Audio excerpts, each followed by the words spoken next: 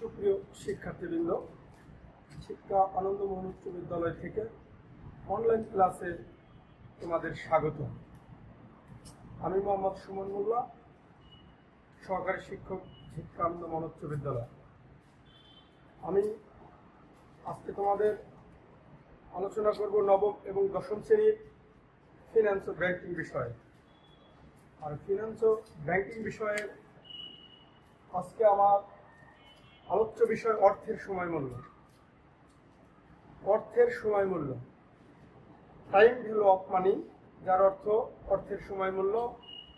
অর্থাৎ অর্থের সময় মূল্য বলতে আমরা বুঝি যে আজকের 1000 টাকা আগামী 5 বছর পর কত টাকা হবে, অথবা আগামী 10 বছর পর 1 লক্ষ টাকার বর্তমান মূল্য কত। এটাই অর্থের সময় মূল্য বোঝায়। অর্থের সময় মূল্য ফিনান্স এবং ব্যাংকিং এর দুটি পার্ট। ফিনান্স একটি পার্ট, ব্যাংকিং আরেকটি পার্ট। ফিনান্স অর্থায়ন, যেটা গাণিতিক অঙ্ক রয়েছে, তোমাদের অঙ্কগুলো করতে হবে। আর ব্যাংকিং শুধু থিওরি, 73টি অংশ, যেটা ভালো করে বোর্ড বই দেখলে অ্যান্সার করা যায়। আর অর্থের সময় মূল্য এই ফিনান্সের একটি পার্ট, গাণিতিক, যেটাকে অঙ্ক করতে হয়। আর অঙ্ক করলেই সূত্র রয়েছে। ফিনান্স ও ব্যাংকিং খুব একটি মজাদার বিষয়, যে বিষয় যদি কোনো শিক্ষার্থী ভালো বুঝে, ভালো পারে, তবে সে অতি সহজেই অনেক নাম্বার উঠাতে পারে। সো আমরা ফিনান্স অধ্যায়ে, ফিনান্স এবং ব্যাংকিং এর ফিনান্স অধ্যায়ের যে গাণিতিক বিষয় রয়েছে, সেখানে 4টি অঙ্কের অধ্যায় রয়েছে। তাহলে অর্থের সময় মূল্য, ঝুঁকি অনিশ্চয়তা, মূলধনী আয় ব্যয় প্রাক্কলন, মূলধন ব্যয়, এই 4টা গাণিতিক বিষয় আলোচ্য সূচি অধ্যায় রয়েছে। যেখানে 4টি অধ্যায় যদি কোনো ছাত্র, কোনো ছাত্রী রপ্ত করতে পারে, তাহলে সে অবশ্যই ফিনান্স ও ব্যাংকিং বিষয়ে ভালো করতে পারবে। তো আমি ওই 4টি অধ্যায়ের আজকে প্রথম অধ্যায় গাণিতিক বিষয় হলো অর্থের সময় মূল্য। অর্থের সময় মূল্য বলতে আমি পূর্বেই বলেছি যে অর্থের সময় মূল্য হলো আজকের কিছু টাকা 5 বছর পর কত হবে তা নির্ণয় করায়, এবং আগামী 5-10 বছর, 15 বছর পরের 20,000 টাকা, 20 লক্ষ টাকা, 10 লক্ষ টাকা বর্তমান মূল্য কত, সেটা নির্ণয় করাই হলো অর্থের সময় মূল্যর মূল স্তম্ভ। তো প্রিয় শিক্ষার্থীবৃন্দ, আমি বলতে চাচ্ছি অর্থের সময় মূল্য এই গাণিতিক এই বিষয়ে আমাদের রপ্ত করার জন্য কিছু সূত্র প্রয়োগ করতে হয়, কিছু সূত্র আমাদের জানতে হয়। আর এই সূত্রগুলো জানলে আমরা অঙ্কগুলো, গাণিতিক বিষয়গুলো অতি দ্রুত আমরা রপ্ত করতে পারবো। তো আমরা অর্থের সময় মূল্যর কিছু সূত্র আছে, ওগুলো লিখব। তো প্রথম সূত্র, 1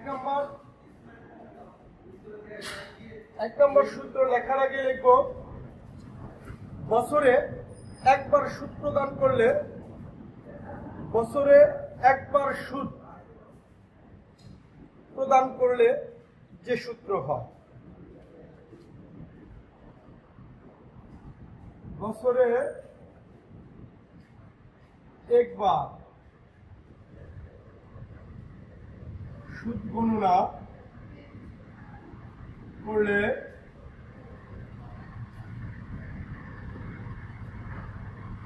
বর্তমান ও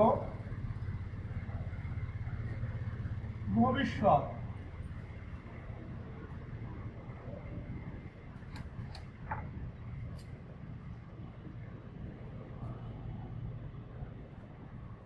মূল্য নির্ণয়। বছরে একবার সুদ গণনা করলে বর্তমান ও ভবিষ্যৎ মূল্য নির্ণয়। এটার বর্তমান মূল্য এবং ভবিষ্যৎ মূল্য নির্ণয় করতে আমরা দুটো সূত্র প্রয়োগ করব, একটা বর্তমান মূল্য নির্ণয় করার জন্য, একটা ভবিষ্যৎ মূল্য নির্ণয় করার জন্য। তো পিভি সমান সমান পিভি হলো প্রেজেন্ট ভ্যালু অর্থাৎ বর্তমান মূল্য। পিভি সমান সমান এফভি 1 যোগ আই পাওয়ার এন। পিভি সমান সমান এফভি ডিভাইডেড 1 যোগ আই পাওয়ার এন। এখানে পিভি হলো বর্তমান মূল্য প্রেজেন্ট ভ্যালু, এফভি হলো ফিউচার ভ্যালু অর্থাৎ ভবিষ্যৎ মূল্য। আর এক সূত্রে যোগ আই মানে ইন্টারেস্ট, এন মানে নাম্বার অফ ইয়ার্স বছর সংখ্যা। পিভি সমান সমান এফভি ডিভাইডেড 1 যোগ আই পাওয়ার এন। এখন এফভি সমান সমান পিভি ইন্টু 1 যোগ আই পাওয়ার এন। এখানে ভবিষ্যৎ মূল্য সমান সমান বর্তমান মূল্য ইন্টু 1 যোগ আই পাওয়ার এন, অর্থাৎ বর্তমান মূল্য বের করতে গেলে এই সূত্র, ভবিষ্যৎ মূল্য বের করতে গেলে এই সূত্র।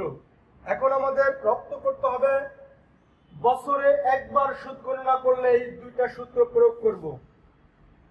বছরে একাধিকবার সুদ প্রদান করলে কিন্তু এই সূত্র দুটো হবে না। প্রিয় শিক্ষার্থীবৃন্দ, আমি কি বোঝাতে পেরেছি? বছরে একবার সুদ গণনা করলে বর্তমান মূল্য বের করতে বললে এই সূত্র, ভবিষ্যৎ মূল্য বের করতে বললে এই সূত্র। বর্তমান মূল্য বের করতে গেলে পিভি সমান সমান বর্তমান মূল্য সমান সমান এফভি ফিউচার ভ্যালু ডিভাইডেড 1 যোগ আই পাওয়ার এন।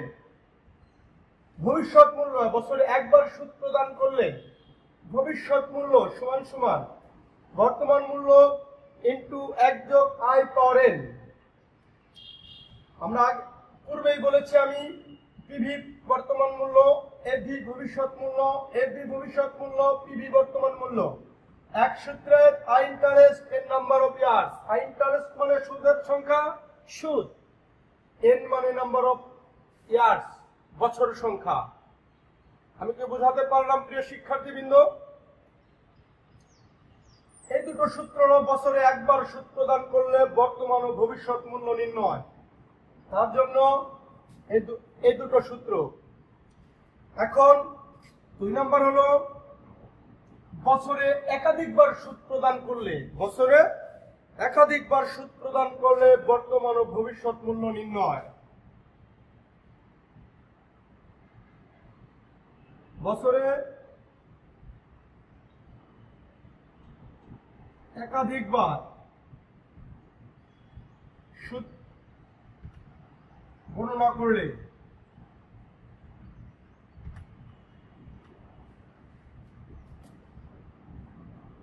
বর্তমান ও ভবিষ্যৎ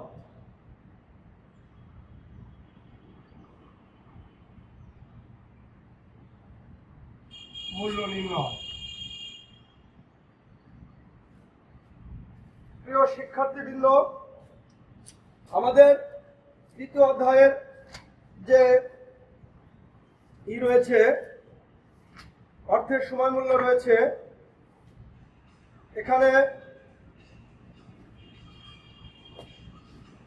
অর্থের সময় মূল্য রয়েছে, সেই বিষয়েই এখন আমাদের বছরে একাধিকবার সুদ গণনা করলে বর্তমান ও ভবিষ্যৎ মূল্য নির্ণয়। এখন একবার করলে এই দুই সূত্র, একাধিকবার করলে আরো দুটো সূত্র রয়েছে প্রিয় শিক্ষার্থীবৃন্দ। এখন সে দুটো দেখি। বর্তমান ও ভবিষ্যৎ মূল্য, তাহলে পিভি বর্তমান মূল্য বের করতে হলে লাগবে কি? এফভি উপরে ভবিষ্যৎ মূল্য, নিচে 1 যোগ আই ডিভাইডেড এম, এন গুণন এম।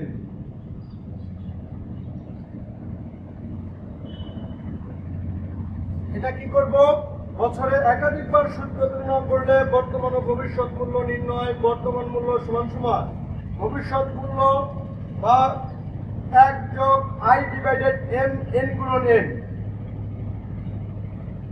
এটা হলো বর্তমান মূল্য বের করার জন্য। এখন কি ভবিষ্যৎ মূল্য বের করব। ভবিষ্যৎ মূল্য FV সমান সমান PV ইন্টু 1 যোগ I ডিভাইডেড M N গুণন N। প্রিয় শিক্ষার্থীবৃন্দ, উপরের দুটো সূত্র, নিচের দুটো সূত্র, এই দুটো সূত্রের পার্থক্য আছে একটা সংখ্যা। পার্থক্য কি? একটা সংখ্যা। কোন সংখ্যা? শুধু M। শুধু M। M কোথায় কোথায় হয়েছে? একটা I এর সাথে ভাগ হয়েছে, একটা N এর সাথে গুণ হয়েছে। আমি কি ক্লিয়ার বোঝাতে পেরেছি? একটা I এর সাথে M ভাগ হয়েছে, আর একটা N এর সাথে M গুণ হয়েছে। আগের সূত্র থেকে পরের দুটো সূত্রের পার্থক্য শুধু M। শুধু M। একটা হচ্ছে I এর সাথে ভাগ, একটা হচ্ছে N এর সাথে গুণ। এখন আগেরটা ছিল একবার সুদ গণনা করলে, এখানে আছে একাধিকবার সুদ গণনা করলে, যার জন্য একটা সংখ্যা এখানে বেশি হয়েছে কি M। M মানে কি তাহলে? চক্রবৃদ্ধি সংখ্যা। M মানে কি? চক্রবৃদ্ধি সংখ্যা। অর্থাৎ বছরে একাধিকবার সুদ গণনা করলে বছরে কতবার দেয়? 2 বার, 4 বার, 12 বার, 352 বার, 365 বার। শুধু 52 বার দিলে M হবে। শুধু 52 বার দিলে, সপ্তাহে দিলে M হবে 52, দিনে দিলে M হবে 365, মাস দিলে M হবে 12, সপ্তাহে দিলে M হবে 52, মাসে দিলে M হবে 12। আমি কি বোঝাতে পেরেছি? মাসে দিলে 12, সপ্তাহে দিলে M 52, বছরে দিলে 1। এখন ত্রৈমাসিক পদ্ধতিতে দিলে, ত্রৈমাসিক অর্থাৎ 3 মাস পর পর, তাহলে 1 বছর M হবে কত? ত্রৈমাসিক সুদ গণনা করতে বলছে। ত্রৈমাসিক সুদ গণনা করলে M হবে কত? অর্থাৎ 3 মাস পর পর, তাহলে 1 বছরে কতবার? 4 বার। M হবে কত? 4। আমি কি বোঝাতে পেরেছি? প্রিয় শিক্ষার্থীবৃন্দ, আগের দুটো সূত্র পরের দুটো সূত্র শুধু একটা M পার্থক্য। এখানে বলছে বছরে একবার সুদ গণনা করলে এই সূত্র, এখানে বলছে বছরে একাধিকবার সুদ প্রদান করলে এই সূত্র।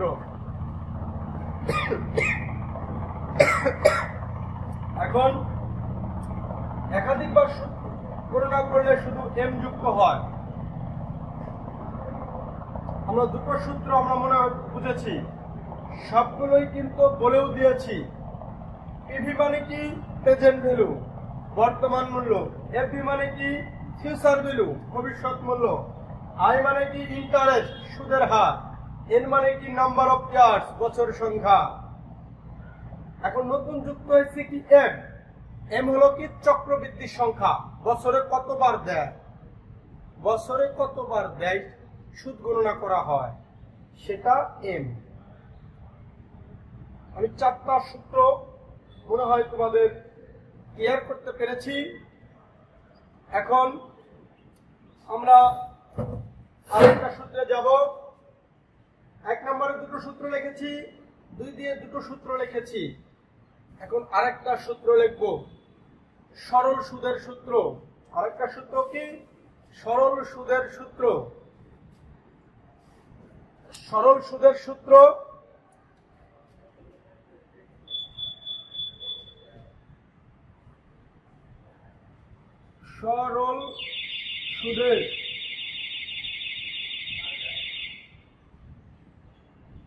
সরল সুদের সূত্র। আমরা সরল সুদের সূত্র, এখন সরল সুদের সূত্র আছে একটি। যদি কোনো অঙ্কে, যদি কোথাও অঙ্কে সরল সুদ কথাটা লেখা থাকে, তাহলে আমরা এটা এই সূত্রটা প্রয়োগ করব। সরল সুদের সূত্র ভবিষ্যৎ মূল্য নির্ণয়। সরল সুদের সূত্র ভবিষ্যৎ মূল্য নির্ণয়।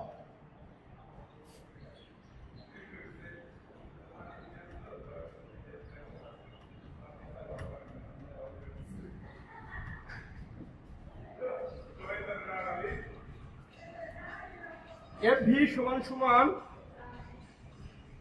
P plus P into I into N।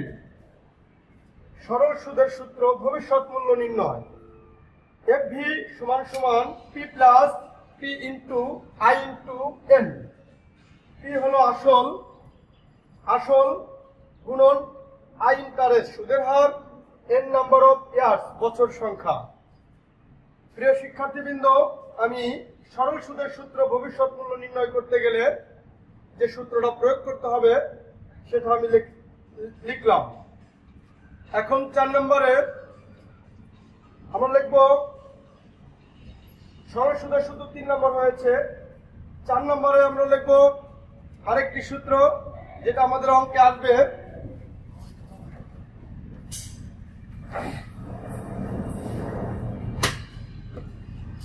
যেটা আমাদের অঙ্কে আসবে 4 নম্বর সূত্রে, এটাও লাগবে প্রকৃত সুদের হার নির্ণয়। প্রকৃত সুদের হার নির্ণয়। আমরা 4 নম্বরে প্রকৃত সুদের হার নির্ণয় করব। প্রকৃত সুদের হার নির্ণয়। প্রকৃত সুদের হার নির্ণয় আমরা এই সূত্রটা লিখব। প্রকৃত সুদের হার নির্ণয় সূত্র EAR, effective annual rate. EAR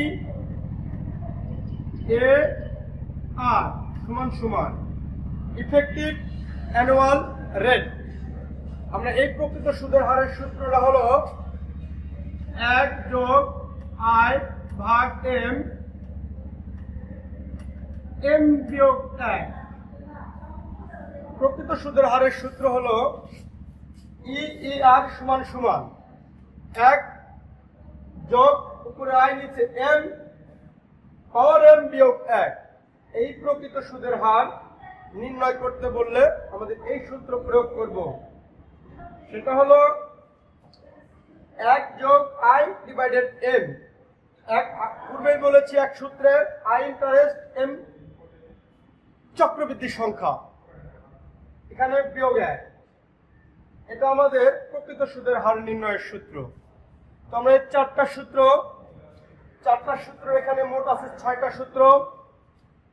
আমাদের এই 6টা সূত্র যদি রপ্ত করা যায় তবে নবম দশমে আমরা শ্রেণীগুলো নবম দশমের যে সমস্ত গাণিতিক অর্থের সময় মূল্য থেকে আসে সেগুলো রপ্ত করতে পারবো এই 6টা সূত্রের মাধ্যমে। তো এই 6টা সূত্রের মাধ্যমে আমরা অঙ্ক করব। একটা অঙ্ক অন্তত তোমাদের দেখাই দিলে ভালো হয়। তো আমরা একটা বছরে একবার সুদ গণনা করলে একটা অঙ্ক করে দেখি। বছরে একবার সুদ গণনা করলে একটা অঙ্ক করে দেখি। তো আমি এখন বুঝবো।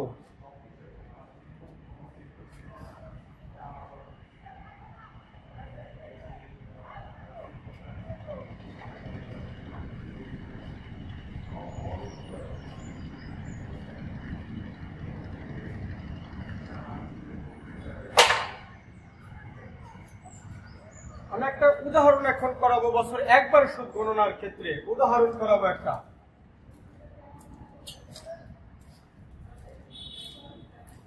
একটা উদাহরণ করাবো আমি। উদাহরণ 1 আমি একটি উদাহরণ করাবো। উদাহরণ 1 লিখলাম।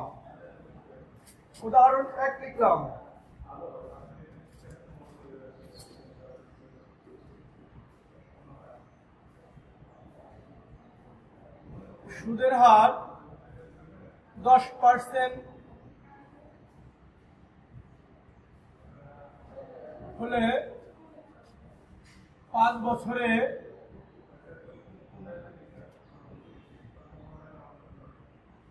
10,000 টাকার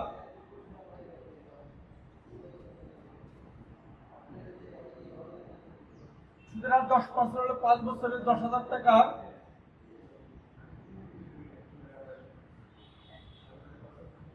ভবিষ্যৎ মূল্য কত? সুদের হার 10% হলে 5 বছরে 10,000 টাকার ভবিষ্যৎ মূল্য কত? তাহলে সুদের হার 10% দেওয়া আছে, বছর সংখ্যা 5 দেওয়া আছে, 10,000 টাকার ভবিষ্যৎ মূল্য কত? তাহলে 10,000 টাকার বর্তমান মূল্য, এটার ভবিষ্যৎ মূল্য কত? তো তাহলে আমি সূত্র লাগবো কি? ভবিষ্যৎ মূল্য কত? ভবিষ্যৎ মূল্য সূত্র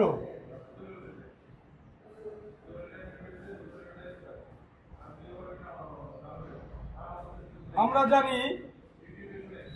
জানি সূত্রটা লিখবো। আমরা জানি এফভি সমান সমান ভবিষ্যৎ মূল্য, এই জন্য এফভি লিখবো। বর্তমান মূল্য কি লিখতাম? পিভি লিখতাম। তাহলে ভবিষ্যৎ মূল্য আমরা জানি এফভি সমান সমান পিভি ইন্টু 1 যোগ আই ফর এন। পূর্বে 6টা সূত্র লিখেছি, ওখানে লেখা ছিল বছরে একবার সুদ প্রদান করলে ভবিষ্যৎ মূল্য কত, একবার প্রদান করলে কিন্তু এটা সূত্র, একবার করলে বর্তমান মূল্য কত লিখে দিয়েছি, কিন্তু তোমরা রপ্ত করার কথা। এই সূত্রের মাধ্যমে এই উদাহরণটা করব। এখানে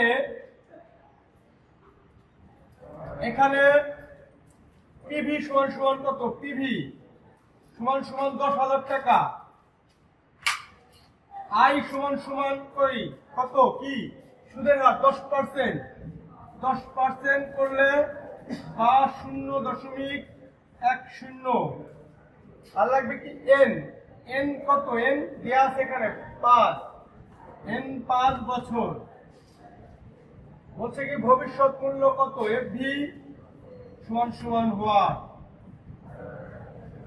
সূত্র লিখলাম, হেয়ার লিখলাম। এখন এই অঙ্কটা আমরা সহজে করতে পারবো। পিভি কত দেওয়া? 10,000। এক সূত্রে আই কত? এখানে 10%, 0.10, 0.10। এন কত? 5। এখন 10,000 টাকার কি কর 1.10 পাওয়ার কত? 5। এটাকে কি করলাম? এটাকে যোগ করলাম। একের সাথে এটা যোগ করলে 1.10 হয়। 1.10 পাওয়ার 5।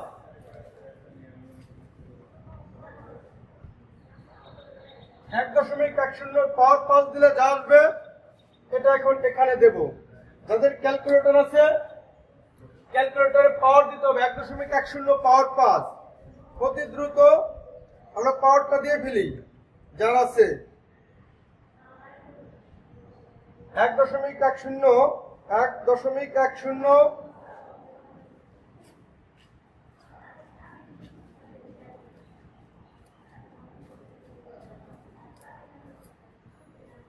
1.6105, 1.6105। মনে রাখতে হবে প্রিয় শিক্ষার্থীবৃন্দ, দশমিকের পর 4 সংখ্যা নিলে ভালো হয়।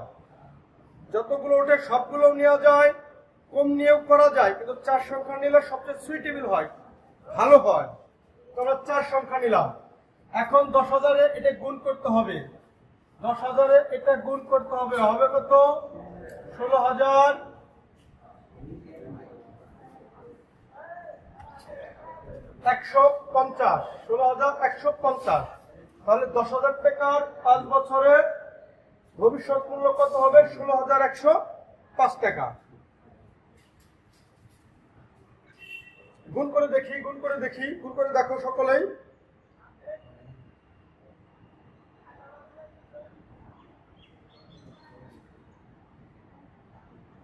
16,105 টাকা। তো আমরা কি বের করলাম? সুদের হার 10% হলে 5 বছরে 10,000 টাকার ভবিষ্যৎ মূল্য 16,105।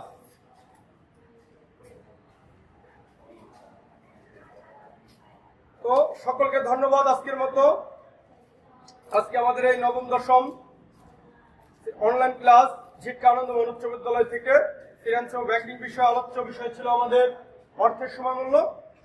সকলকে অনেক অনেক ধন্যবাদ।